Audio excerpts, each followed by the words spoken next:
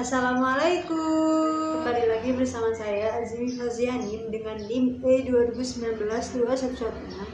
Di video kali ini kita akan membahas tentang struktur ekonomi industri. Struktur sendiri adalah suatu bagian-bagian dari sebuah bangunan. Sedangkan struktur dalam industri terkait dengan beberapa hal, yaitu seperti contohnya seberapa tinggi derajat dari konsentrasi seorang penjual, lalu seberapa tinggi tingkat konsentrasi pembeli, seberapa tinggi nilai atau seberapa tinggi derajat dari diferensiasi sebuah produk, juga seberapa tinggi nilai tingkat kesulitan seorang pengusaha atau perusahaan dalam memasuki suatu industri atau pasar. Jadi di sini kita berfokus kepada konsentrasi industri. Maka ketika kita membahas konsentrasi industri, di sini kita akan membahas tentang konsentrasi penjualan. Lipzinski itu mengelompokkan bahwasannya konsentrasi industri atau konsentrasi penjualan itu terbagi menjadi dua, yaitu konsentrasi industri atau pasar dan konsentrasi agregat. Hasibuan menyatakan bahwasannya konsentrasi pasar itu berpengaruh pada 4 faktor. Yang pertama adalah nasib baik atau luck. Jadi seperti contohnya Honda, Yamaha, Suzuki, mereka diterima oleh kalangan masyarakat dan itu sangat menjadi keberuntungan bagi mereka sehingga mereka bisa diterima dan dikenal oleh masyarakat sekitar. Dan itu terjadi karena dalam produk mereka bisa menciptakan suatu brand positioning dan juga brand loyalty. Yang kedua adalah faktor teknis terkait dengan beberapa hal. Yang pertama adalah terkait dengan luasnya suatu pasar. Pasar yang luas identik dengan banyaknya konsumen yang harus mereka layani. Dan di sini muncullah peluang bagi industri atau perusahaan-perusahaan baru untuk masuk ke dalam pasar tersebut dan melayani para konsumen yang banyak tersebut. Nah, dengan adanya perusahaan-perusahaan baru di situ, maka konsentrasi pasar itu cenderung menjadi rendah. Seperti itu. Yang kedua adalah skala ekonomi perusahaan.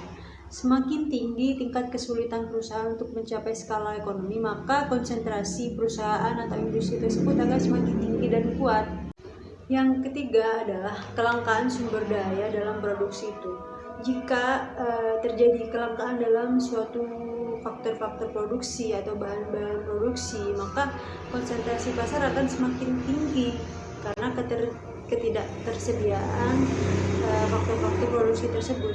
Selanjutnya adalah kemajuan teknologi. Teknologi memang sangat berpengaruh sekali kepada semua hal termasuk dalam industri atau produksi. Karena dengan adanya teknologi yang semakin maju, maka perusahaan akan lebih mudah diakses oleh para konsumen dan para perusahaan-perusahaan lain.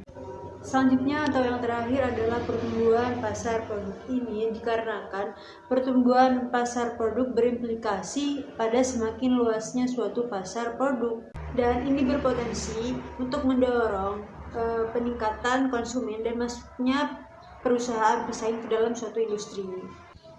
Dan apabila hambatan dalam memasuki pasar atau industri itu semakin tinggi, maka itu hanya bisa diakses oleh sejumlah perusahaan yang sudah ada di dalam suatu pasar tersebut. Sehingga konsentrasi pasar pun itu akan tetap tinggi. Selanjutnya atau yang ketiga adalah kebijakan dan regulasi pemerintah. Kebijakan pemerintah itu bisa berpotensi negatif atau positif bagi konsentrasi pasar.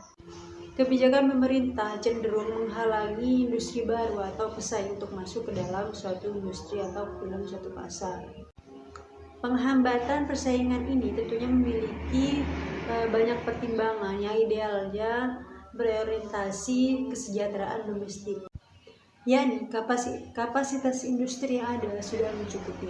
Kebijakan tersebut menjadi upaya perlindungan bagi industri yang memproduksi kebutuhan rakyat atau public goods. Yang keempat atau yang terakhir adalah kebijakan perusahaan, seperti contohnya mager, strategi diferensiasi produk, dan praktik-praktik yang dapat menghambat perusahaan baru untuk masuk ke dalam suatu pasar. Dan biasanya kebijakan ini itu meningkatkan konsentrasi suatu pasar atau produk. Lipzinski juga menyatakan bahwasanya ada beberapa faktor yang juga mempengaruhi tentang konsentrasi pasar. Yang pertama adalah cakupan diskresi atau suatu perusahaan yang tidak dapat ditentukan secara pasti. Itu dalam industri juga dapat mempengaruhi pengeluaran sunk cost. Di sini ada dua jenis perusahaan yang dipengaruhi atau ditinjau dari karakteristik sunk cost sendiri, yaitu yang pertama adalah exogenous sunk cost, di mana new entrants dalam industri ini memerlukan fixed sunk cost yang nilainya dapat diperkirakan. Yang kedua adalah endogenous sunk cost industri, di mana new entrants dalam industri ini itu menanggung fixed sunk cost yang terus bertambah setelah memasuki suatu pasar atau industri. Yang kedua adalah tahapan siklus industri. Di sini tahapan-tahapannya terbagi menjadi 4. Yang pertama adalah perkenalan atau introduction. Pada fase ini biasanya tingkat konsentrasi industri itu rendah karena biasanya pada fase ini banyak sekali orang-orang yang berinvestasi besar-besaran, tapi nilai penjualannya itu cenderung kecil karena banyak konsumen-konsumen yang masih belum mengenali produk baru ini. Yang kedua adalah pertumbuhan atau growth. Dalam fase ini teknologi tentu sangat mempengaruhi suatu industri, sehingga nilai suatu produk pun semakin rendah, dan ini tentu membawa pengaruh untuk perusahaan-perusahaan baru masuk ke dalam suatu pasar. Tapi ini tidak mempengaruhi perusahaan yang ada atau perusahaan lama yang sudah ada atau incumbent firms, karena adanya pasar yang juga luas. Dan biasanya dalam fase ini konsentrasi pasar itu masih relatif rendah.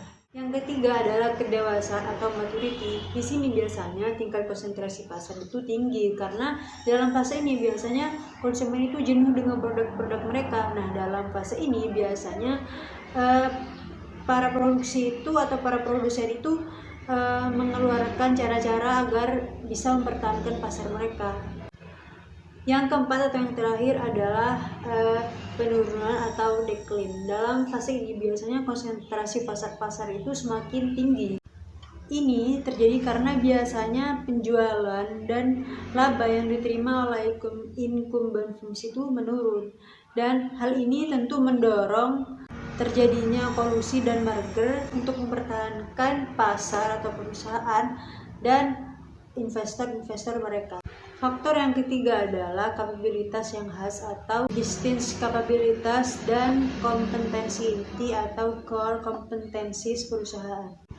Distinctive capabilities itu mencakup 3 hal, yaitu elemen arsitektur, inovasi, dan reputasi. Dan ketiga hal tadi itu menjadi suatu keunggulan dalam suatu perusahaan. Selanjutnya adalah core kompetensi atau kompetensi inti. Ini merupakan turunan pengetahuan terkait perusahaan yang mampu menciptakan atau memperhatikan suatu keunggulan. Perusahaan yang mampu menerapkan distinctive capabilities dan core competencies itu dapat menjadi penguasa pasar dalam jangka waktu yang panjang. Selanjutnya adalah dominansi perusahaan. Nah, dominansi perusahaan ini merupakan fitur yang penting dalam menganalisis struktur industri. Dominansi ini cenderung ditentukan dari seberapa besar share terbesar pertama di pasar. Menurut George, dominansi pasar ini cenderung ditentukan oleh 2 faktor, yaitu aktivitas merger dan inovasi.